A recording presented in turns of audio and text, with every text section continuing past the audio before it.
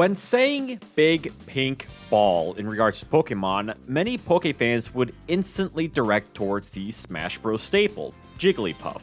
And I wouldn't blame you. That big hungry box of air is enough to leave scars of battle on any melee maniac. But to pull a quote from Dragon Ball, or at least I think it is and not some Mandela effect thing happening, "This isn't even my final form."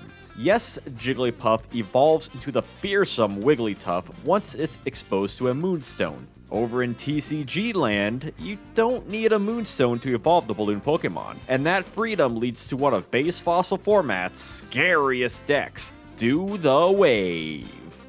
The deck revolves around who else but Wigglytuff, but first, due to game mechanics, you do have to play Jigglypuff. Unlike other basic Pokemon that do evolve, the balloon Pokemon isn't that bad. Honestly, it has more in common with Haymakers than it does, say, Bellsprout. A 60 HP with 2 colorless attacks in the Lullaby, which instantly causes sleep, and Pound, which does a flat 20 damage, followed up by a single retreat cost, and this Pokemon is anything but snooze worthy. Imagine a Lullaby followed by multiple poundings. Yeah, you best be worried. Reminds me of Psyduck's annoying headache lock, but at least this one does damage. Though sleep does have a random factor, the fact that you only need one double colorless on Jiggles is enough to make it a solid start to the deck. That said, anyone with familiarity with base Fossil knows that Hitmonchan wrecks Puff. Thankfully, the format allows for plenty of partners to back it up, such as Scyther and Fossil Magmar. Yes, there are traitors amongst the makers of hay. Smokescreen is a great tool to help stall out before you set everything up, and Smog applies pressure when facing defensive decks. In addition, Retreat Aid via Dodrio allows weaving in and out to ensure Wigglytuff does the wave thing. So what exactly does the attack do?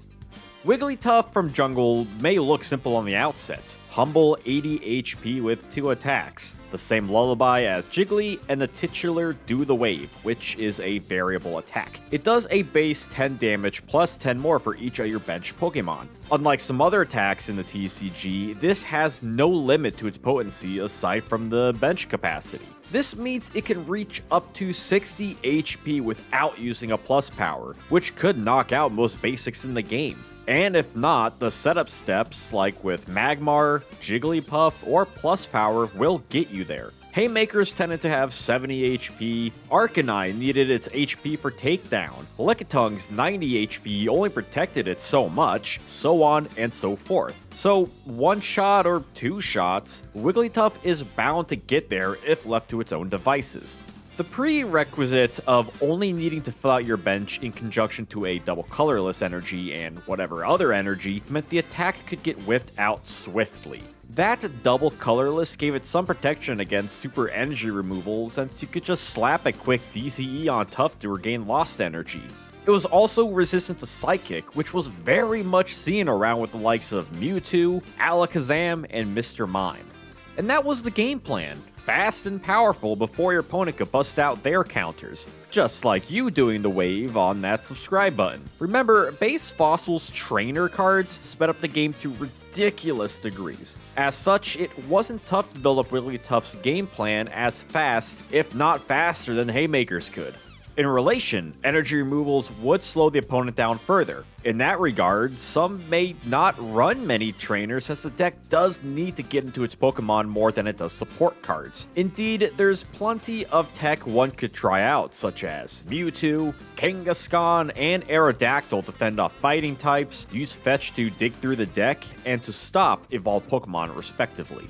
All this combined makes for one of base Fossil's most fearsome decks. Wiggly on its own doesn't cost much to use, and makes up for most of the downsides. Certain ramp mons require additional counters, or energies to increase their attack potency. But Wiggly does not, only needing literally any mon on the bench to meet its requirements, which heightens its ceiling with Pokemon powers. Which is wild, right? Most stage 1 and up mons in the game thus far are fairly suboptimal with a few exceptions like Blastoise and Alakazam. It's quite funny in that regard, how it takes what works in Haymaker and uses it more or less as fuel for a stage 1 mon. like a cruel joke against the meta's most common denominator. A quick and offensive deck is scarcely a problem. However, the deck does have its issues. As a fast deck, it wants to end games equally fast. So in the late game, it tends to have problems as other decks build up more complicated strategies and counters. You also need to draw a lot to get your Pokemon on the bench, meaning deck out can be a concern. Additionally, certain threats are still clear, such as hard-hitting fighting types backed up with key trainer cards like Gust of Wind to forcefully send out one of your suboptimal mons, or well-timed energy removals.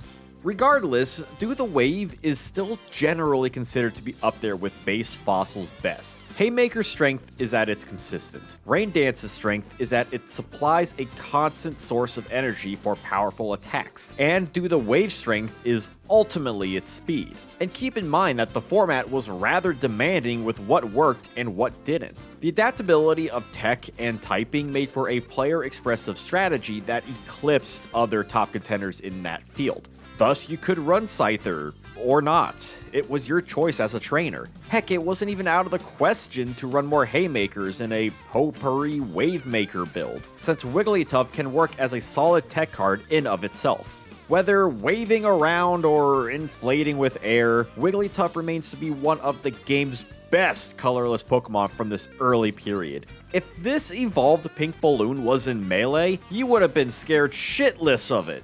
But that fear is equaled in the TCG, where meta decks got crushed beneath the waves of a 26-pound monstrosity. So if you're ever in the need to try something different, yet still comparable in base Fossil, then raise your hands in the air and, well, you know the rest.